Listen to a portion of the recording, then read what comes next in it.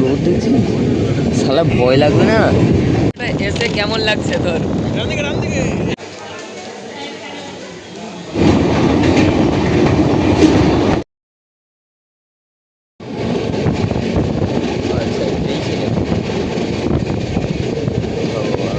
এখন আমরা Maynaguri station cross করে জলঢাকা নদীর সামনে পড়বে, তো ওই দিকেই যাচ্ছি।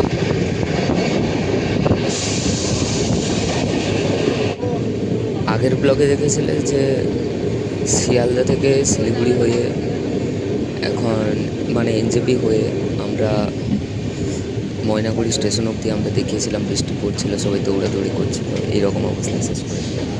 কিন্তু ব্যাপার হলো একটা গরমকাল, পিক গরমের সিজন, গোটা ওয়েস্ট বেঙ্গল গরমে ঘামছে, আর ওই টাইমে একটা ছুটি নিয়ে, ছুটি মানে কি একটা কিছু একটা ভাবে চলে আসো নর্থ বেঙ্গল আর ঘুরে নাও 2 দিন 3 দিন 4 দিন যতদিন পারো। আর এইরকম ভিউ, এইরকম কুয়াশা মানে ধোঁয়া মাখা এরিয়া, সবসময় একটা পিসফুল ওয়েদার, মানে মন জুড়িয়ে যায়, মন জুড়িয়ে যায়। আর এইরকম অদ্ভুত দৃশ্য, ব্যাপারটা হলো এটা যদিও আমার ফার্স্ট টাইম, এদিকে আমার কোনো দিনে আসা হয়নি।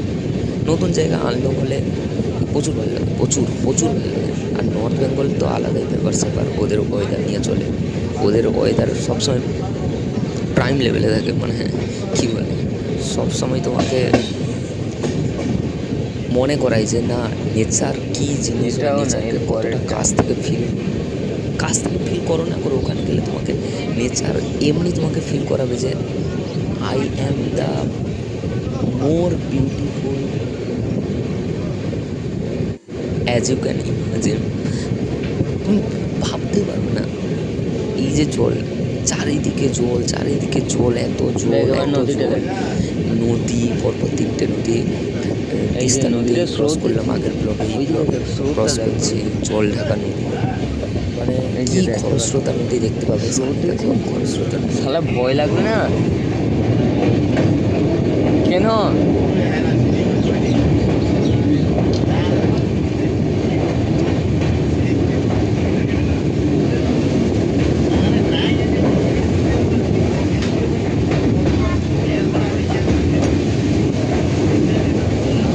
আর এদিক থেকে লক্ষ্য করো, একদিক থেকে পুরো ঘোলাটে জল একদম তেড়ে আসছে, আর ওদিক থেকে একদম সাদা জল, দুটো জল একসাথে মিশছে।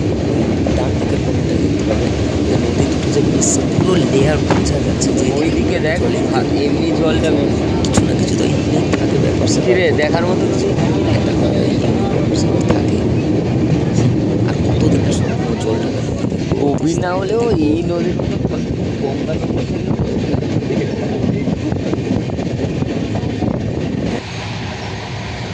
চুপচাপ এইরকম জানলার পাশে বসে থাকা, আর ওইদিকে জানলা মানে মানে লিটারেলি আমি কিছু চোখই সরাতে পারছি না, মানে এত সুন্দর আবহাওয়া, এত সুন্দর আবহাওয়া। এই যে দেখ দেখ দেখ দেখ দেখ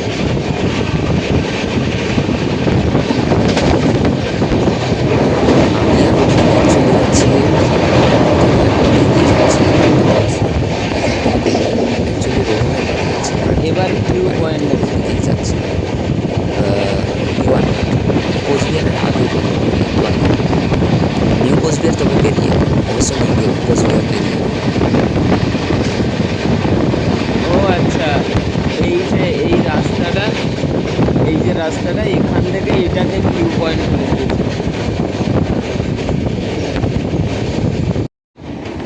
এই যে এটা হলো তোরসা নদী, তো আগের ব্লগে দেখিয়েছিলাম তিস্তা, এর ব্লগে দেখালাম জলঢাকা, তারপর এখন দেখাচ্ছি তোরসা নদী। তো দেখে নাও ক্রসিংয়ের টাইমে যেটুকু ভিউ পেয়েছি ওইটুকুই দেখাচ্ছি।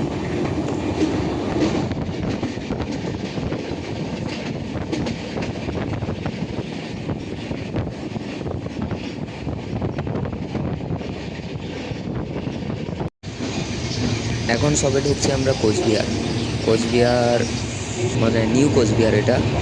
আর তো এখন বাজে 8:57। Welcome to new Coochbehar. আর চেষ্টা করছি স্টেশনে নেমে দেখানোর, তো এটাই দেখতে থাকো।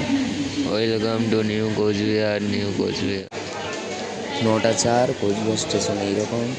আর যতটা পারি আমি তোমাকে দেখাচ্ছি যে কোচবিহার স্টেশন আর বেশি দূর বাকি নেই। আর 20-25 মিনিটের মধ্যে আমরা আমাদের দেওয়ানহাট পৌঁছে যাব, ঠিক আছে? তো এইরকম কিছুটা স্টেশন, এরকম এন্ট্রেন্স টাইপ। তো বাইরে তো যেতে পারবো না, টাইম কম। कोचबिहार से बेरिए बोललाम আমরা এবার নিউ কোচবিহার ছেড়ে বেরিয়ে न्यू कोचबिहार से निकल रहे हैं हम लोग। বেরিয়ে পড়লাম এখন আমরা দেওয়ানহাটের উদ্দেশ্যে।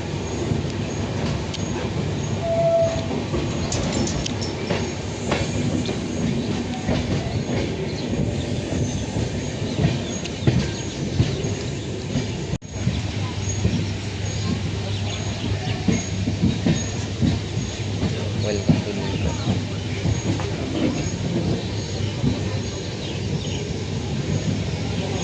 देखो कैसे हम कोचबिहार से निकल रहे हैं, अभी बारिश हो रही है और यहाँ पे कुछ ऐसा नज़र आया है और कुछ नहीं। और ट्रेन जा रही है अपने हिसाब से, जा रही है धीरे धीरे। और ये अंतिम स्टेशन है और इसके बाद हम पहुँच जाएंगे देवानहाट। घर से 800 किलोमीटर के ऊपर आ चुका हूँ आज। ये देखो कुछ कोचबिहार विमानबंदर लिखा हुआ है, तो हो सकता है ना जाने कितना प्लेन आता है। बाल लिखा तो है कोचबिहार विमानबंदर। ओके चलो। দেওয়ানহাট আসতে আসতে আমাদের ট্রেনের প্রায় কামরা সমস্ত প্যাসেঞ্জার প্রায় নেমে পড়েছিল, কারণ এরপরে আর কয়েকটা স্টেশন পরেই কিন্তু এই উত্তরবঙ্গের যেটা লাস্ট স্টপে চলে আসবে। তো তাই আমি ভেতরে ভাবলাম যে দেখিয়ে দিই একটু যে আমাদের স্লিপার কোচ যেখানে আমরা বসছিলাম।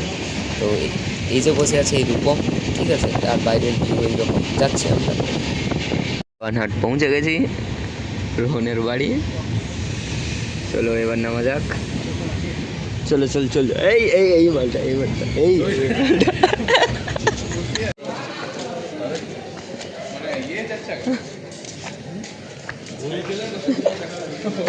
মানে ব্যাপার হলো ছেলে একদম স্কুটি নিয়ে স্টেশনেই ঢুকে গেছে, ঠিক আছে?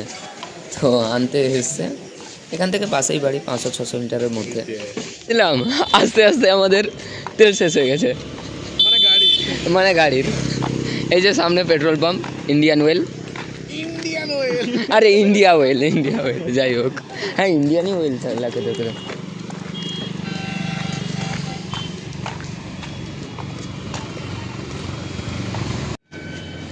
পেট্রোল তো ভরানো শেষ, এবার ঘোরা যাক এদিক ওদিক একটু।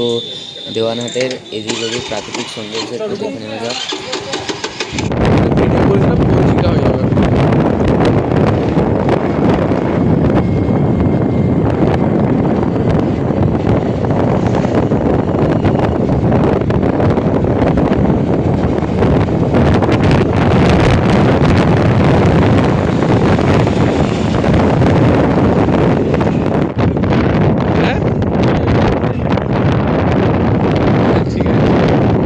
এখানেই সামনে এসে কেমন লাগছে তোর? ডান দিকে, সরি ওটা রোহনের এলাকা, মাই মিস্টেক। রোহন, দেওয়ানহাট এসে কেমন লাগছে? বলাই যাবে না, কপি পেস্ট হয়ে যাবে।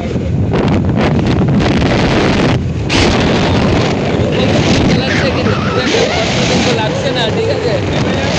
কপাল তোড়া আছে তাই ভরসা করে যাচ্ছি।